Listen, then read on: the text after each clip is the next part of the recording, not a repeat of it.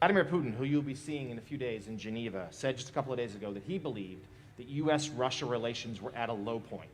In what concrete ways could your summit change that?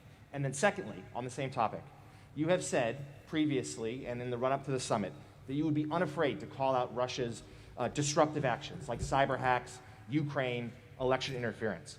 But you're not having a joint press conference with Putin.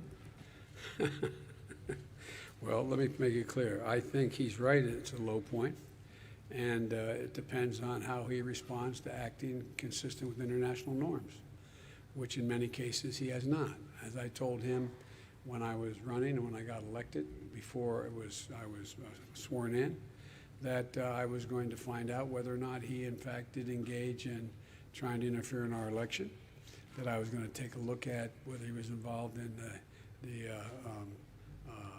a cybersecurity breach that occurred, et cetera. Checked it out, so I had access to all the intelligence.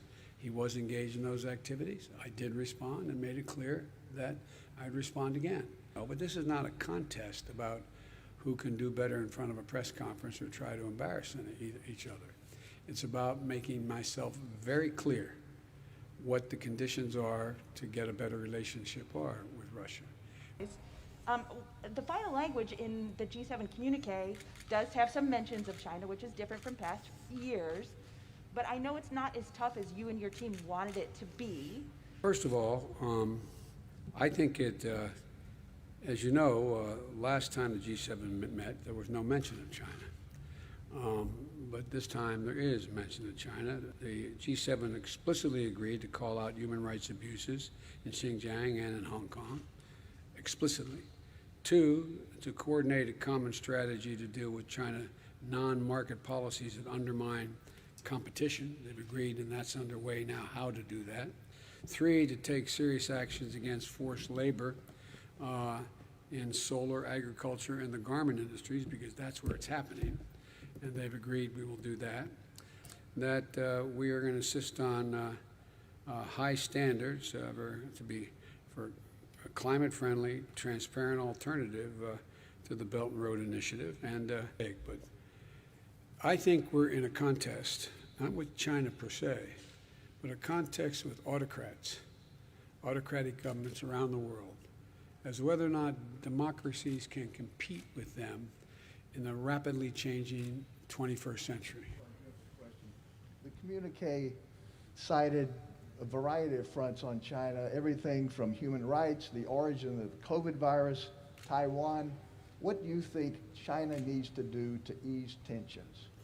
I think China has to start to act more responsibly in terms of international norms on human rights and transparency.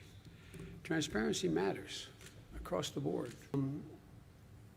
We don't know, we haven't had access to the laboratories to determine whether or not, I have not reached a conclusion because our intelligence community is not certain yet, whether or not this was a consequence of from the marketplace of a bat and interfacing with animals in the environment that caused this COVID-19, or whether it was an experiment gone awry in a laboratory.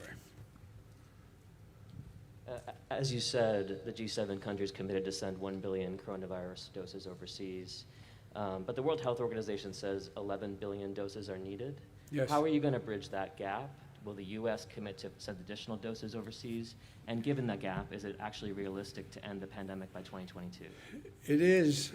It may take slightly longer worldwide, but the United States is going to continue. I think there's a possibility over 2022, going to 2023, that we would be able to be in a position to provide another billion, us. But that's not done yet. I've been very careful as I've dealt with this pandemic to tell you what I know and say what I thought could be done. Not just the right thing to do, and from a how can I say it, from a moral standpoint, but it is also the correct thing to do in terms of our own health, our own security. You can't build a wall high enough to keep out new strains. You can't do that. About Vladimir Putin in your meeting this week, as you're well aware, the U.S. has been slapping sanctions on Russia for years for its malign activities, and Russia has not stopped. So what specifically will you do differently to change Vladimir Putin's behavior? Well, first of all, there's no guarantee you can change a person's behavior or the behavior of his country. Autocrats have enormous power. They don't have to answer to a public. And the fact is that it may very well be, if I respond in kind, which I will, that it doesn't dissuade him. He wants to keep going. But I think that we're going to be moving in a direction where Russia has its own dilemmas, let us say, dealing with its economy, dealing with COVID, and dealing with not only the United States, but Europe writ large and in the Middle East.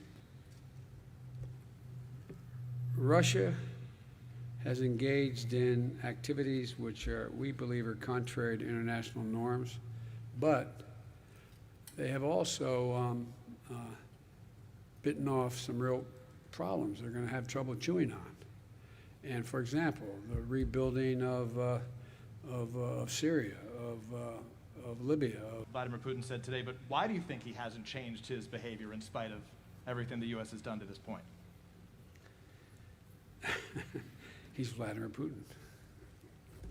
Let- I'm not going to get into much more than that because I've got to sit down with him, and I'll be happy to talk after that. But What he said to them, just to conclude, today he said that Russia would be ready to hand over cyber criminals to the United States if the U.S. would do the same to Russia.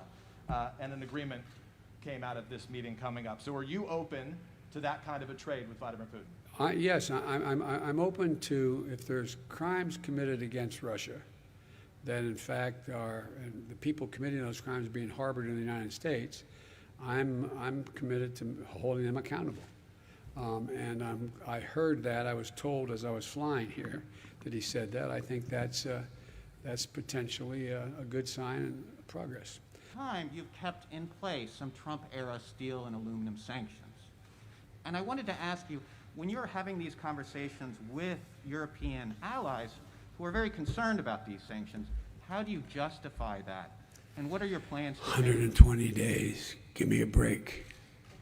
Need time. Thanks.